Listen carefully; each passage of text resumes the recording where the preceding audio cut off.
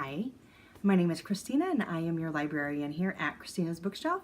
And today I am bringing you Unwrapping Daddy by Lisa Lace. I'm going to kind of tell you about this in some convoluted, let's do the family tree and everything sort of way first. That way we have the backbone of what is going on before I actually get to the kind of quick storytelling and then my thoughts. We have four people that kind of build the story. Laura, Zoe, TJ, and Mike. Laura and TJ are brother and sister. And then we have Zoe, she's an only child, and Mike, I don't know his sibling situation. I don't recall, I apologize. Mike and Laura end up getting married, and they have two beautiful children, Jack and Megan. Mike ends up dying in a untimely manner. This story focuses on Zoe. She knows that the children call her Aunt Zoe, and she knows that she's Laura's best friend, but she always puts herself behind, like never with the family. She signs up for online dating. She's ready to get serious. She loves her small town that she lives in. She owns a florist shop. She is just content, but she's ready for the love of her life to come sweep her off her feet. Then she meets Tom. Tom is everything that she is wanting. He is sophisticated and hilarious and just down to earth. Tom owns this huge publishing company. He left a small town because he felt kind of like the black sheep of the family. He didn't want to follow in his father's footsteps. He wanted to go do something on his own, and neither one of his parents really supported that decision, and he just kind of up and left and didn't look back. So now he's coming back to the small town. His sister has convinced him. So Tom's like, okay, I'm going to kill two birds with one stone. I'm going to visit my sister and my nieces and nephew, and I'm going to meet what I think is going to be the love of my life. The one thing they haven't done with each other on this online dating site is share a face photo. Like, they don't know what the other person really looks like. They're saving it for a big reveal when they finally meet each other because they wanted to know if they clashed or if they actually came together and just meshed well personality-wise. So Zoe and Tom set up this meeting. She gets all beautified, puts on the black, sexy lace bra and matching panties and the robe and everything, and opens the door, and why the hell is Laura's brother at my front door? TJ, Thomas Vermont Jr. So this is where the story gets kind of comical and at the same time pisses me off. Because for a while we see the surface of Tom, what he battles with, why he left the small town, why he left his family behind. And everybody's just like, Tom, gosh, Tom, why do you have to say those things, Tom? And I was getting really angry with everybody of, why are you guys harping on him? Why isn't anybody seeing the bigger picture of why Tom is like this?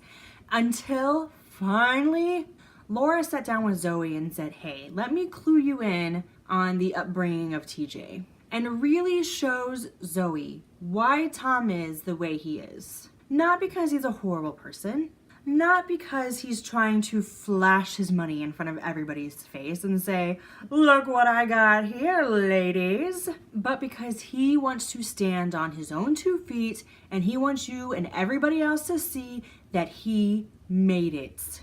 So the whole ride of these two, we have ups and downs, and there are some freaking hilarious moments that I just about peed myself because I was like, Jesus, people. And you know something has to happen that really throw these two together. And there's some critical foreshadowing that told me, okay, it's going to be during this certain event, and I kind of see how it's going to happen, but you don't know entirely if that's how it's going to go, because there could be a few different ways. My heart hurt, and I don't want to give too much away, so you're like, God, Christina, what event? What happened? What's going on? What threw them together? Like, read the book.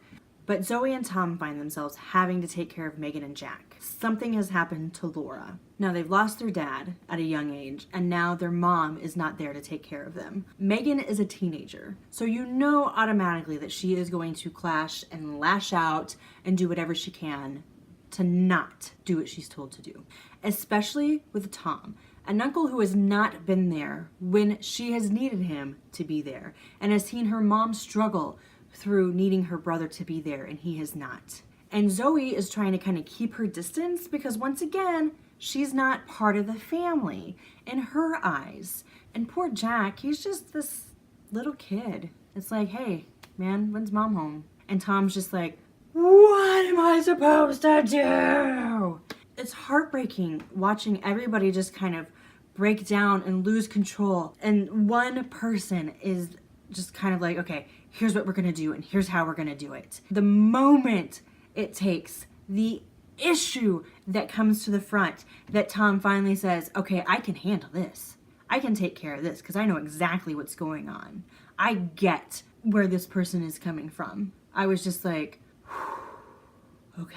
Now, here's my biggest complaint about this book. And it's not gonna bring down the star rating, but I'm honestly still kind of livid with this. The story's name is Unwrapping Daddy. When I bought this book, I thought it was going to be a daddy romance, dom sub kind of situation, but the whole daddy play. This has nothing to do with even a dad. I mean, in essence, you could say unwrapping uncle. I mean, yeah, we're finding Tom's softer side and we're getting to kind of like open him up and we're unwrapping Tom.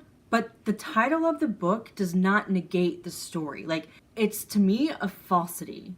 I didn't take down the star review for Daddy It's Cold Outside with Max Walker, so I'm not gonna do it with this one either, but I'm not pleased with that being the name of the book, and the book has nothing to do with anything remotely to Daddy in any sense of that word, in my humble opinion. I did enjoy it though. I mean, going in thinking it was going to be one thing and then finding out part of the way through, like, okay, we're never actually going to get this, are we?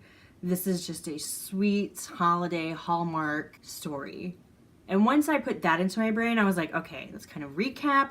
This is what's going on in the story. This is what's happened so far. This is where we're at. And then I was like, okay, now my brain has switched. Now I know what's going on. Now we can move forward. And then from there, I took it for what it was, and it was so freaking good. Yeah, other than really the title of the book, I don't have very many grievances with this. I thought it was pretty well written, put together. So I am giving Unwrapping Daddy by Lisa Lace 4.5 stars. If you've enjoyed this review, I'm gonna ask that you help me with that YouTube algorithm and give me a like. Leave me a comment. I'd love to interact with all of you guys, and go ahead and hit that subscribe button. I try to get new stuff out for you every Sunday through Thursday, but I honestly never know what time, and that is the magic of the subscribe button, is that you will get a notification when I have something new for you. If you're like me and think this chick's pretty awesome, down below I'm going to leave stalker links aplenty. So click, investigate, enjoy. If you have a book or an arc you'd like me to review, or some light editing proofreading you would like done, you can request via website. Unwrapping Daddy, a fun, romantic, and lovely holiday read that honestly you could read anytime and it would totally work out for you. By Lisa Lace. I am giving 4.5 stars. Bye. Hi, my name is Christina and I am your librarian here at Christina's Bookshelf. And today I am bringing you Daddy It's Cold Outside by Max Walker. This is an MM holiday story, and it is good. It's a little bit sci-fi-ish because it takes place a little bit into the future, but it's not so overly done that you feel skeptical about how things are working. But I just wanted a heads up because at first when